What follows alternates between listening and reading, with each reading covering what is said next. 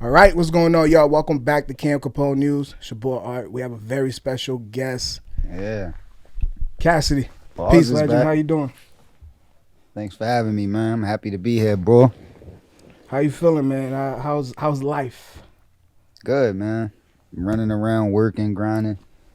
Yeah, But life good, though. I ain't doing no complaining. I'm glad you said that, man. The key word, working. The reason why I say that's the key word, man, because I remember back in '05, you said, you had a line, you said, work hard for the fame. The game is stressing me. So, like, I'm thinking, these past 2 years, man, you've been, like, grinding, actually working. So how are you? Like, how really are you? Like, are you good?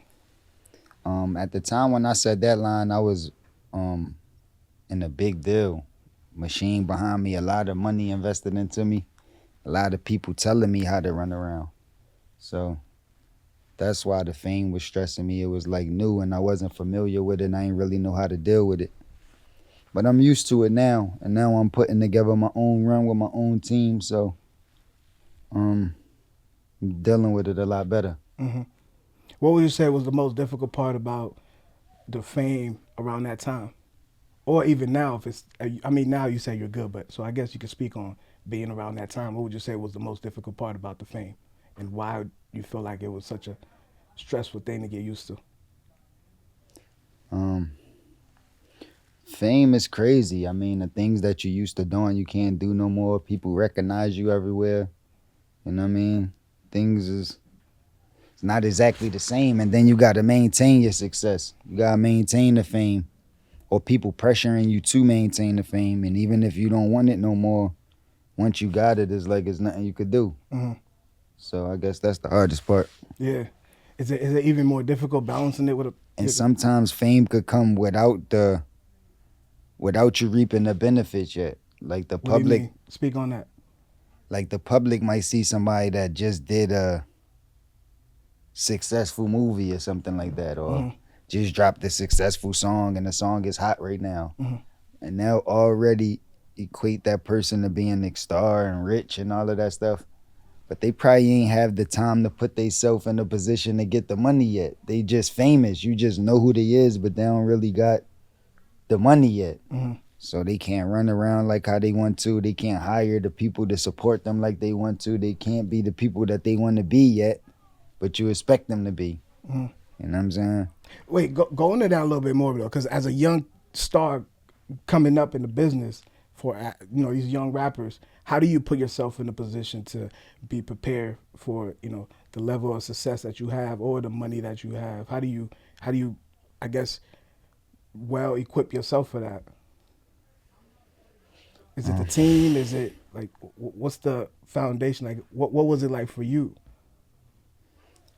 I think there's no perfect answer on how to prepare for it because everybody's situation gonna be different depending on who you do the situation with. Like if you're talking about music, depending on what company you doing business with, who run the company that you doing business with, and if you got a direct relationship with the majors, or if you signed to production companies and a huge management team, and a lot of people play parts in your career, that'll all determine how you should move, what you should expect, and how you should deal with it too. hmm I guess like every situation is just unique. It just depends. Yeah. But one thing for sure, you should just understand that it is a business, and if you're trying to get into it for the business reasons, not just the creative side or for the culture, then you could just focus on making good music or doing it to the best of your ability. But if you're trying to get into the business, make money and try to sell records and tour and do all that, then you're doing business. So your best bet is to learn the business and not just rely on other people to know the business and just tell you it. hmm Because you might could get a perfect team that will tell you everything and do everything the right way for you, but even if they are, you still wouldn't be able to know if that was true or not if you don't know the business. Yeah. What's so crazy, man? Like I was like just prepping for this. I was taking a journey down memory lane because when I was in middle school, high school, like I'm 24 years old, so when I was in middle school, high Mm. school, like I remember it was a period in my life where like you know, you were the soundtrack, you know, to That's what I hard. was going through. So, That's hard. like, I remember, you know, when listening to Split Personality and then going back and listening to it just for preparation for this. And it's just some things that I kind of want to talk about. Like, I remember, you know, you purposely were speaking to different audiences on Split Personality. Like, you had The Problem, you know, you were speaking to the Cassidy side, you were speaking to, you know, the Reese. And, like, I know that was intentional. So now when you're creating, are you intentionally speaking to a specific audience nowadays? Nah, I still keep I'm it the nervous, same. man. I I said, still I'm a huge fan, so I'm a thank you, little bit man. nervous. This is the first time ever I've been nervous, and I've interviewed like you know what I mean? But Nah, I a lot of appreciate it, people, this is man. the first time ever I've been nervous, but you know, so I I knew. mean, I am a big fan. Thank you, man, and I appreciate that, bro. And you 24, so that's dope, man. Like, you know what I mean? But And I called my mom too, by the way. I never called my mom. that's I've hot. never called my mom when I've done an interview ever in my life. I That's called my hot. mom before this interview, so Nah, that's dope. this is dope for me. So yeah, I just knew that I was that type of rapper that was going to have different type of personalities, go in different directions, and do different type of music. Hmm. I ain't want to be stuck in one lane. I ain't want to just do one type of music or just only talk about one thing. So that's the reason why I called the first album Split Personality, because I knew that I was going to do that for the rest of my life. Hmm. And up until this day, I still do that now. Like, you know what I'm saying? And I got a core audience of people that like me, Hmm. but they all don't like me for the same reasons. Yeah. Like, some people might like me for, you know, when I talk positive or when I do something about, maybe because I did that a rap about the Lord or something, or Hmm. they might have heard that and be super fans and love me to death and want me to keep doing that forever. You know what I mean? But there's another fan that might like, yo, when I heard AM to the PM, pat, pat, pat, that's like, they might like me for that. Yeah. Then another person might be like, yo, you changed my life, but I'm a hustler. That like, another person might be like, nah, but I like you on that mixtape shit, like when you did get retarded, like, you know what I mean, and they start rapping the lines from that, like, yo, that's the best verse you ever spit. Hmm. So who's right, like who's wrong? And if you try to please one of them people, then the rest of them will be disappointed. Yeah. So you got to just try to do as much as you could do and keep working and make sure that you know what I'm saying, try to please as much of your fan base as possible. Yeah. Or when they want to tap in and when they want to listen to you, make sure that they got access to something that they could like along those lines. Yeah. Yeah. You know, I always wonder, man, like just question as a fan, I always wonder, like at the beginning it seemed like you were titling a lot of your projects with just the duh as a DA. You know, Yeah. and some of them you didn't do that, but you know, Yeah. you had the science, the formula, you know, Yeah. the wise man. Like what was the strategy behind you using the DA instead of the regular duh? That's just me as a fan. I've always been curious about that. I think it all start from the hustler. Like when I first started using the hustler, that's when like DA was like a little different than using just the regular duh. And it was like kind of it was like in style back then. So ever since then, I've been using the hustler, like that's how I write it. Mhm. So I guess that was a little spin off to that of my personalities, the formula, you know what I'm saying? The science, the wise man. I wanted to be in the same bag and use it the same way to let people know that it's the same artist. Yeah.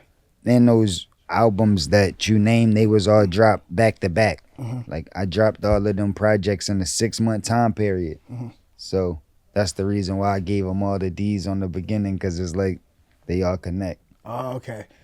Oh, it's like it was kind of like a spin-off of the. Was it? Is that basically? Yeah, really it was like it was just like a body of work for that time, but it was like too much to put on one project, so that's why I divided them up in 3 projects and dropped them back to back like that, just to show people the bag I was in at that time. Yeah. Yeah. You know, we brought up the wise man. There was a line on there that I kind of want to go into. You said on there that you never had a job, like a regular job. Is that facts? Or Yeah. Yeah, I never had a job. So what? I wonder what would you be doing if you weren't rapping? Like, do you have an idea of that? Uh, Well, I mean, besides the, you know what I mean? Like, besides the, you I, come from the streets, that, but I mean, like, just, did you ever imagine anything in your mind of what you would be doing outside of music? um, nah, because I decided I was gonna be a professional rapper in the fourth grade. Mm. So, that's when I was super young and I was already like locked in and knew that I was gonna rap from that point. So I never really thought about a lot of other stuff. Like once I know that I'm gonna do something, I'm just locked in. I just know that I'm gonna do it. I don't really want to make a lot of plan B's and C's and stuff like that because I just know that I'm gonna get what I originally planned to do right. Mm-hmm. So I ain't really think about what else I would have did if I wasn't gonna be a rapper because I knew I was just gonna be a rapper. Yeah. Yeah. And But I'm sure there's other things I could have did. I mean, I always got good grades in school, like straight A's. Always like was quick to understand shit. So mhm. I'm sure if I wasn't interested in rap, something else might have caught my attention the same way, and I would have went hard in that direction. But I'm not sure what that would have been. Yeah. And just to pivot real quick, you also said something before that the game always makes a 360, and you were referring to the music game. Hmm. So, like, what exactly are we looking at right now? Because you say, it go from the rapping to, the melodic, the singing. Hmm. So what does this era look like to you? Um, it's around the time like when back in the day when we was coming out, the time when MC Hammer was popping and Hmm. you know what I mean, like Vanilla Ice and all of Yeah. them type of artists, and they was like super lit, topping the charts. They had the biggest songs and everybody was dancing to their records like they had the super dance records. Hmm. And like we came out of that time and you started to sign a lot of niggas from the hood that was lyrical. Like Big, Pac, Nas and all of them type of dudes, and they started going crazy. And then you had Harlem World and Mace and Cam and Big L and Gruff and all of them over there, they going crazy. And then you got the Locks and you got X and you got the Woo and you got all of these different groups that sound like they own self. They unique and they was like trying to be lyrical and they was competitive. So that was a good time in hip hop and I feel like we coming back to like that type of feel. Where people gonna be more original, people gonna be more competitive, and you're gonna see artists start to be more lyrical. Yeah. That's what you feel like that's what's coming, the era that we're entering into right now? Yeah, Yeah. for So sure. like, is that part of the reason why you've been rapping these last couple of years? Yeah, and saying bars is back, preaching that to Yeah. let people know that that's what's coming. Like the culture was demanding a break from bars, Mm. and they was demanding to dance, and we was going through hard times in the world. Mm. Like, you know what I'm saying? Not only like recessions and depressions and diseases and all type of stuff the world was going through. So it was like a sad time. Mm. You know what I mean? And it's like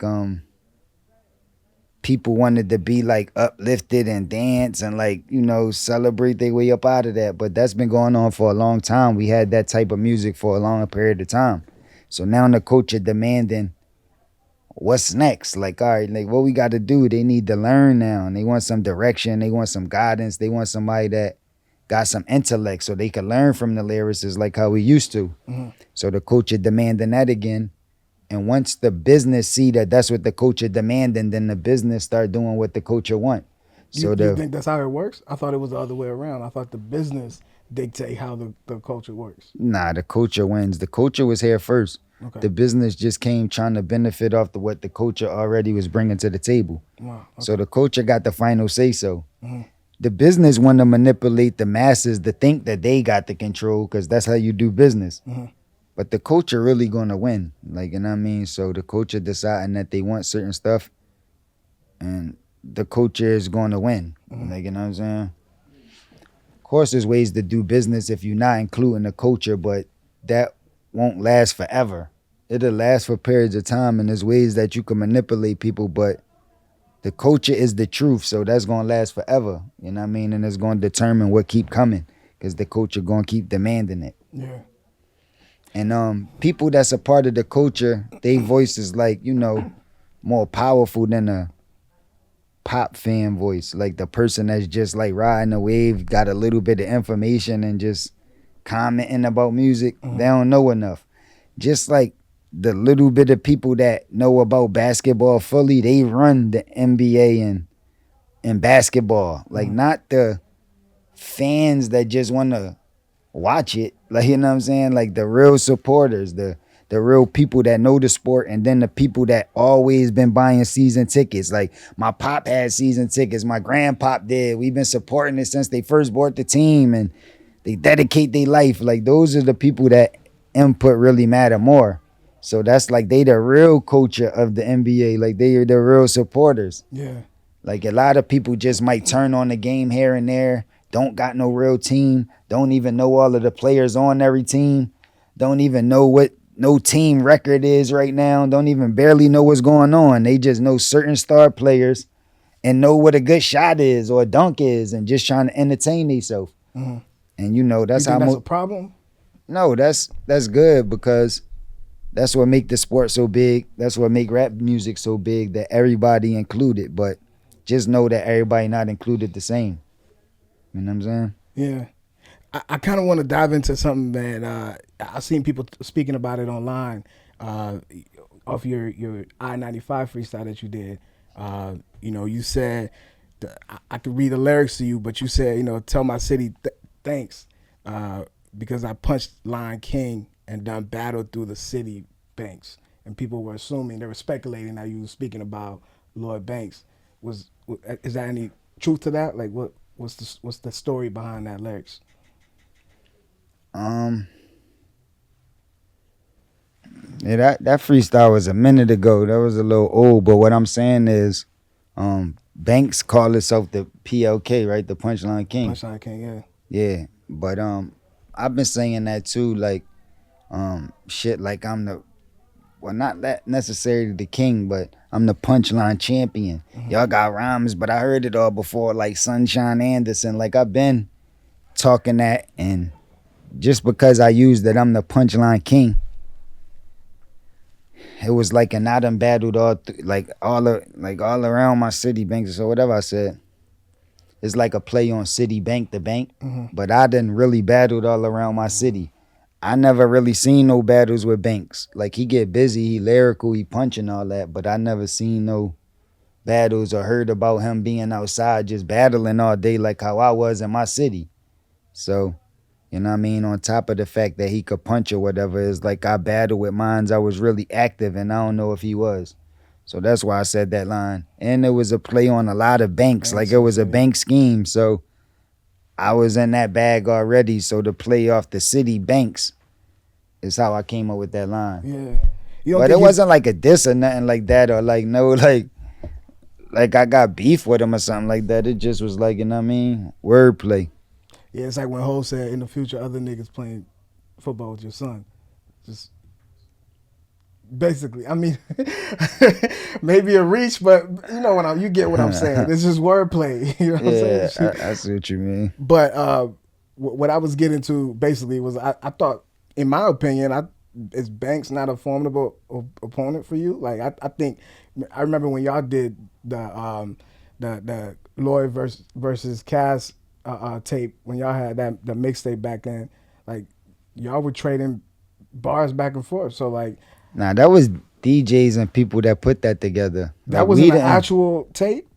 Nah, like we didn't actually put that together. So the songs on there were like because the song were structured in a way where it's like, you know, you had a record and then he had a record. That was nowhere put together by y'all minds. That were DJs who. Nah, it's just people both like knowing that we, you know, piece up syllables, be punching and just trying to compare it. So they putting together the tapes. Wow. Like the Cassidy versus Banks tapes and all that. But that's not like me and Banks actually put that tape together ourselves. Nah, wow. That's just the DJs out there gathering up songs and freestyles that we was putting out and putting together their own tapes. Wow. Yeah. Did you feel a way about that, or was it all funny for you? Nah, that was the culture back then. You know what I'm saying? Like they was putting together them type of tapes all the time. Mm-hmm. Like when I start like going super crazy is I fell in love with a Cannabis versus DMX tape. Okay.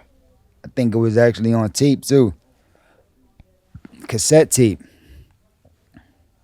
But it was like Cannabis versus DMX.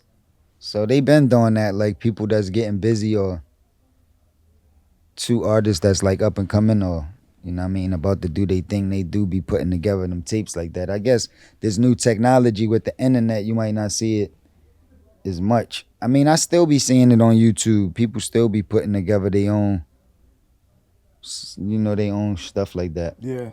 Is it? I think it's possible, but is it even worth it in this era to do something like that, or like a mixtape? Like you think about what Drama used to do. I'm not well versed in what Clue. I don't know if Clue did it, but if I look at the dedication and the no ceiling, like the mixtape that Drama did, you can educate me better. But I don't know if Clue had any similarities when he was putting out his tapes. Clue, Envy, and them. But do you think that would exist in this era with the streaming and?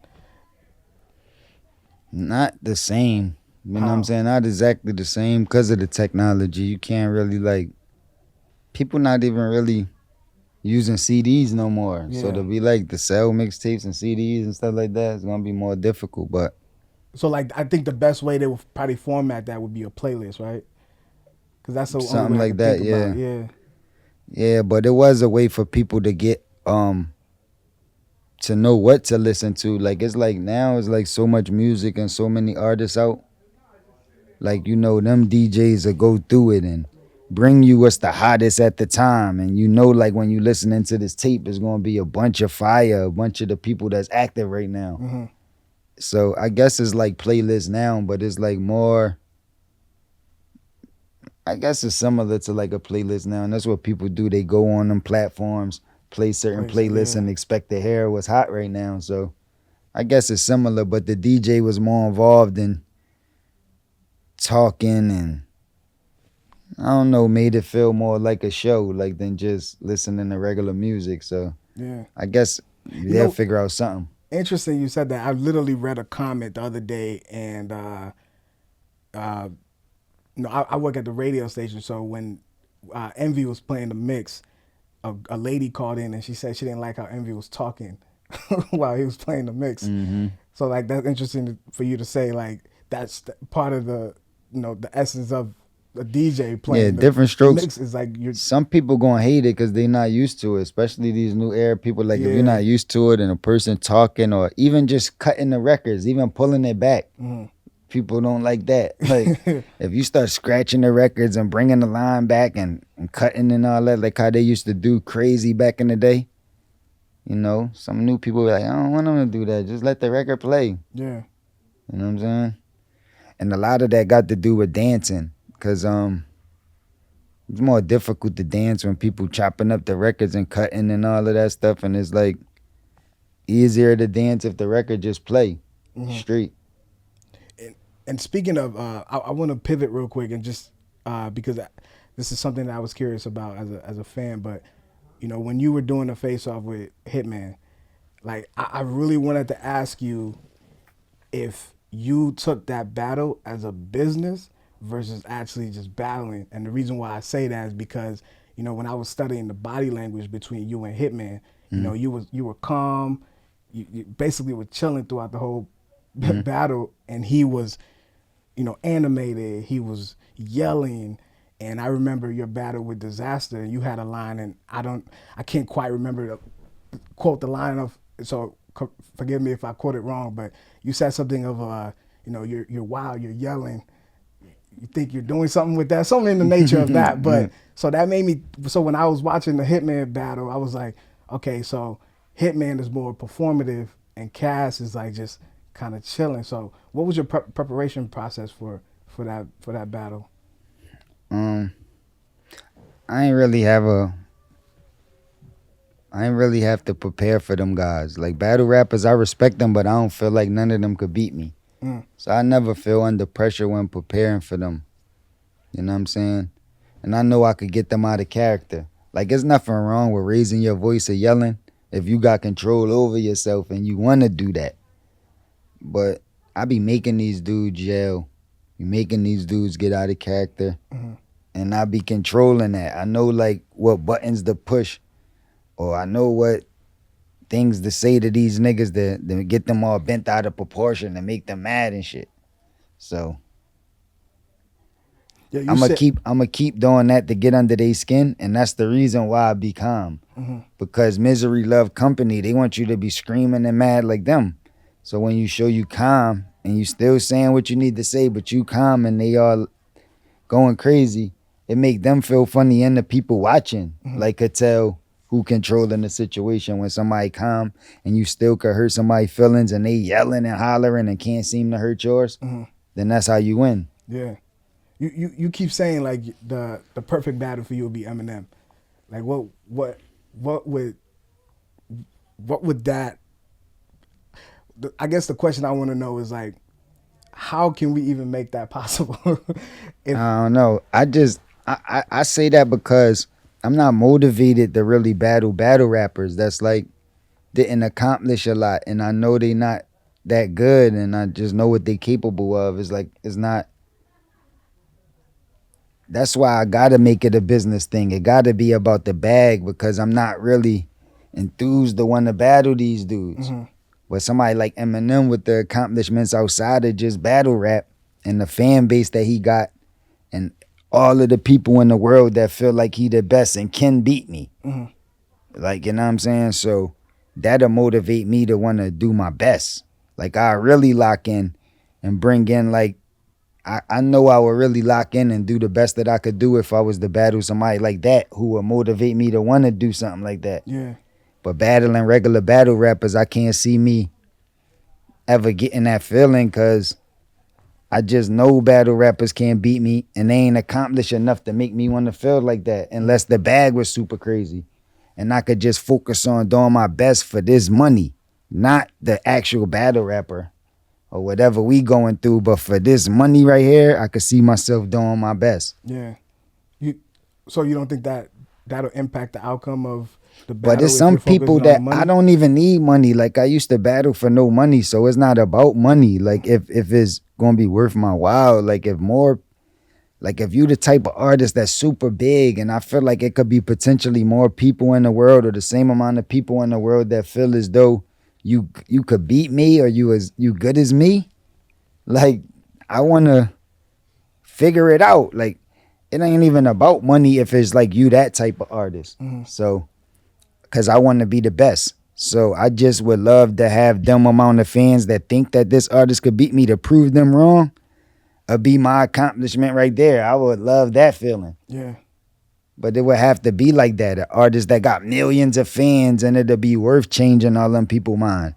But if you just battle rap and most of them fans is already my fans, or like descendants of my fans, is like, I don't want to do that. Yeah. And you kept mentioning the word accomplishment. I like that word because I want to pivot to something. You know, the man that you accomplished a lot with, Swizz Beatz. I remember, a year ago. I don't know if a year, 2 years ago, you mentioned on Drink Champs. Uh, I have it. I'm gonna just read it off here, so I don't go off of memory. But you said you were asked about your split, like what happened between y'all, and you said. Um, it was a disagreement in the direction of your career or where to go, where to move in your career. But you never went into like what that disagreement was, or so I just kind of wanted you to expound on that. Like, Um, I don't even necessarily think it was like a disagreement, like no fight or arguments or no beef. It's just you when did say it wasn't personal. when So I was it first got down creatively? with Swizz and I got in that position like I was a kid. Like, you know what I mean? I needed a lot more as a kid than I needed like after years of like being in the business and knowing what I needed. And Swizz got his own situation the way that he want to go, and I got my own situation the way I want to go. So to avoid any conflicts or head bumps, we just decided to do that. He go do what he doing, and I'm doing what I'm doing, and we just see how it go. So it was like a creative difference, basically. Um, Nah, it wasn't no creative difference. Like on the creative side, we always see eye to eye. Like we never had a creative difference. Like it was just it's business, man. It's like and the business not just involved me and Swizz. Like Swizz just my production company. I was signed to J Records, Sony BMG. Like I was signed to a major. Swizz was just my production company. So me and Swizz is not the complete business. And Swizz got deals and stuff going on with other companies that don't involve me. So it's like it always been like that. So the whole business is not just me and Swizz. It's like a lot of other entities and parts that, you know, we had to deal with in the business. So we got to agree on everything. Or most of the time people don't agree. It's just forced upon you. Like somebody can tell you what you do and you got to do it. You might not agree, but you got to do it. They tell you, yo, this is what we doing, and you do it. But if you get to the point where you can speak up for yourself, most of the time, everybody don't agree. It be disagreements, and you got to figure the shit out. But I knew that was coming because I wanted to figure out what it felt like to be independent. Like I got caught up with the majors when I was 17. Well, we're in a deal when I was 17, and then in the majors when I was super young. So since I got the opportunity to get free from that, I wanted to see what that felt like. And Swizz didn't. He wanted to stay with the majors and stay doing what we was doing. So that's the reason why I went independent and he stayed with the majors like how he did. And but there's no issues or no beef. It's just like, I mean, we wanted to go in different directions. Yeah. What's the conversation like now with y'all? Like, have y'all talked recently? It's like somebody you talked over the years, but like what recently what's a conversation like with you and him? I know you're active. Give you another analogy. It's like y'all could start off young. Neither one of y'all is religious. Neither one of y'all don't care about God. Then after years of y'all working together, y'all start to learn that it is a God, and y'all start thanking God for blessing y'all with being successful. Then y'all both find God, but one of y'all find Islam and one of y'all find Christianity. Now, it could be issues, like arguing about religion is so serious that people don't like to do it anyway. So the Christian might can't convert the Muslim to be Christian, and the Muslim it might can't convert the Christian to be Muslim. They could all it's gonna do is just cause fights and arguments where they'll never convert, and it'll just fuck up the relationship because they both believe what they believe. You know what I'm saying? So instead of trying to convert the Christian or convert the Muslim, or instead of y'all, going backwards and y'all both getting unreligious and stop believing in God so y'all could stay together, it might be best for y'all to just stay friends, stay cool, not fighting, and just understand he wanted to be Christian. Like, may God bless him, let him do his thing. He wanted to be Muslim, let him be Muslim, and he do his thing.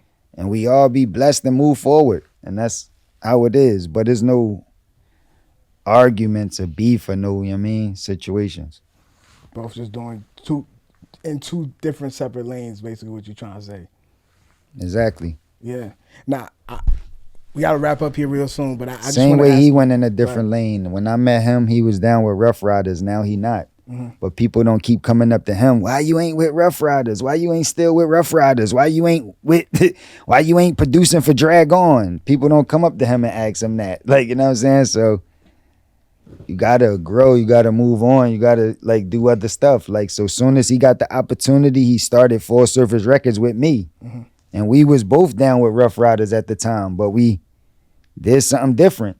And it's not that he not connected to Rough Riders or he beefing, or that's his family. Like, they still connected to this day. It's just moving forward, doing business. It's just how it go.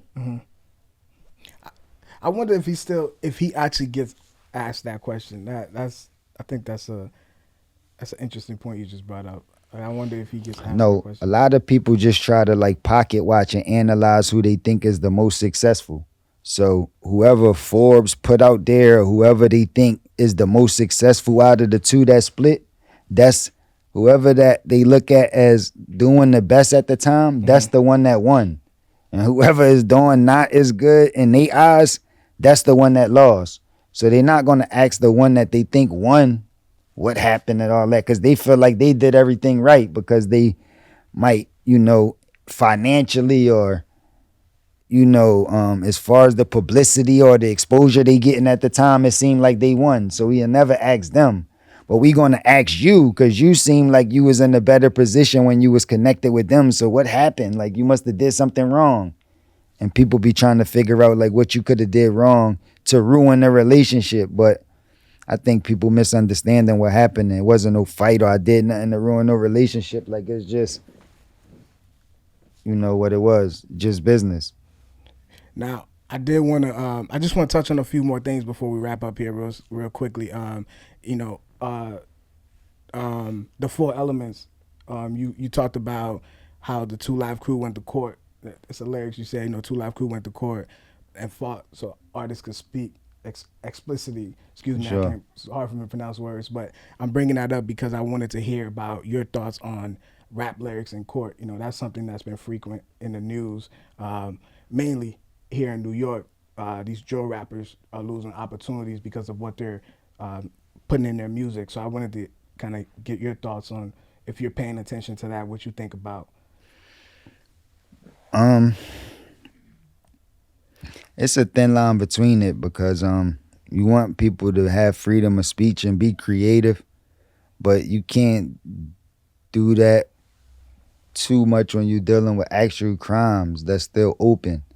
Like you want the director and the movie writer to be creative, but they can't write a movie script or a series about a serial killer that's out there murdering people now, didn't get caught, the case is still open, and they starting to put real stuff in there and do it. Like you can't, even if you is creative, it's like you just can't do that. Like, you know what I'm saying? You can't expect to watch a movie. You actually know they telling you who the serial killer is, who this, who that, and you just watch it and nothing happens, like, because they just supposed to be able to be creative. Mm-hmm. I don't know. It's a thin line between it, man. I think things could be based on a true story, and you gotta figure out a creative way to put it, but you can't just tell everything that's happening or that's what's going to happen. It's like they're going to look at whatever they could look at to figure out what they need to figure out. So Is that fair? I don't think life is fair, man. But if you got an issue with it, then you just got to figure out a way to change what's going on. Mm-hmm. Like these niggas, like the law or whoever is doing these things is not God. Like they not the ultimate power. So somebody made these laws. People got in position, got in power, and made the way they want the law to be, and that's why it's like that. Mm-hmm. So if people got an issue with it, all they got to do is just figure out a way to get in power themselves, and then start changing laws and make it the way you want it to be, and make it fair or how you see it as fair. But it's yin and yang in this world, so the way it is now, it could be a bunch of people that think it is fair, but you just might not fall on the side of that. You might just feel like it's unfair, and it's going to feel like that for you to make it feel fair to so many other people. Mm-hmm. But if you reversed it and flipped it and made it fair for yourself, then I'm sure them same people that feel fair now are fair that it was feel like it was unfair if it changed. So you're never going to be able to please 100% of the people. Yeah. And that's what make the world so dope. If it was like that, then we'd be like robots. Just like I feel like we entering into that space right now. They got AI for everything. They AI voice. They sampling with the music. They got AI programs that write manuscript that write. But it's so deep that Lyrics, people everything. don't even people like talking about this AI, and it's like a trending topic. It's like a big thing, but maybe like the human body is jealous of the AI, or like not jealous. I don't want to say that, but we could be AI ourselves, man. Like these bodies we in could be AI right now. The way we think, the way we do everything we doing could be AI, and we just don't understand it. They just told this form of AI that we human, and we just believe that. But we really AI too. Yeah. Advanced form of AI that can reproduce like we do. Cyborgish. I don't know about that one, man. Cyborgish. I don't know about that one, Cass. Never know. I don't know about that one. Just my final question to you before we get out of here, man. I know in 2009. So what's gonna happen if technology keep advancing like how it's doing, and then you a regular human? What's gonna happen? I think we get left out of a lot of things that humans are supposed to be doing. Like, and I think we get stupid, like more stupid, like the humans, because you start using AI. Nah, but what would be the point of humans then? That's Like, cause AIs would be smarter. They'll be more capable of doing stuff than us. They'll definitely be stronger. They won't have to sleep. They won't have to get rest like us. They won't have to go through the issues that we go through emotionally and all that stuff. So they would feel like they better than us. Because they probably will be. You got to think Negroes don't even. So all of these movies, all of these anymore. movies that you see with the AIs, they eventually realize that, like we better than them. Mm-hmm. And we not doing nothing to hurt the world. The reason why all of this stuff is going wrong is because of these people. Mm-hmm. So the same way when you got like roaches in your house and you don't want them there, so you just start killing them. That's the same way they're going to start dealing with humans and start killing us. And what's going to stop them? If we like, what's going to stop them? Like, what's going to happen? Like, the only way we're going to be able to do that if we do get like, you know, them Terminator movies and be parts. Like, we already kind of like cyborgish. Like, you already got your computer on your lap. The whole interview, you've been tuning into that. Like, that's like a part of you. It's like, you like a cyborg. You like connected to your computer. So a part of your mind is working connected to that. And that makes you way better. Like, it make you process better as a human with that computer, with your phone. When you leave here, some niggas don't even know how to get home without their phone. Mm-hmm. Been home a bunch of times, but always looked at your Navi. You don't even know how to get home from certain places without this piece of machinery, what makes you a cyborg. Mm-hmm. And if the AI gets so advanced, how you gonna fight back without using like computer shit back against them, or you gonna be at a disadvantage? I think we'll always be at an advantage because of just what we have. And how though? But but to what I was trying to say earlier is niggas don't even read no more. Niggas don't even get information no more. So if niggas are stopping us or a lot of people from getting information or even wanting to read, the appetite for like. But say like you like a big reader, like you one of the most reading people your whole life, like every day you just read. You're like, yo, I don't read no more, but I read every day. Somebody in there just reading right now. And then next year they come up with like, yo, we done this new surgery. You could get a microchip on your brain and you'll never have to read again. You'll have every book in your head. Every book that we ever wrote, all the words and all the shit will be right in your head. You don't even got to read the book. All you got to do is just think about it and it pops in your head. Like the computer do. Like when it don't work like that because that's what happened. Your brain still gotta go through those practices. That's what happened in your computer though. When you Google it and when you search it up and when you look for it, it's there already. Yeah, but you still gotta at the end of the day. So what I like at the end of the day, I feel like your brain still has to go through those muscle training so it'd be able to work well. Like if you're just using the computer or the Kindle, whatever the tool is. I seen the movies too though. I seen the movies when stuff happened to people. They could just wake up out the coma. Like Wesley Snipes in Demolition Man. He woke up out the coma. He knew how to speak all different type of languages. He knew how to do all this computer stuff. He had all of these fighting techniques and all this stuff that he never really learned, and it's like they just program it in your brain and then you know. Nah, I don't want that. I'd rather know it the other way. But I do want to wrap up real quick. But my last question, and since we're on the topic of movie, I did wanted to ask you, after you did the next day air, I believe it was, right? Did you have any thoughts of doing any other movies after that? Or yeah, that was fun. I had fun doing that. I kind of like rewrote that scene a little bit and had fun putting it together, and all of the cameras, the staff, the way it's put together, I had fun, and I definitely want to do more movies for sure. Yeah, will we see that in your future? Hopefully. Okay. Yeah, hopefully. Hopefully that'll be coming. Like for Cassidy? I'm not sure yet. I ain't even got my first real role yet to know what the perfect role would be for me yet. I need more experience. Though, right? You don't think about it? You don't think about what you Nah, see yourself. nah, not in acting yet. You know what I'm saying?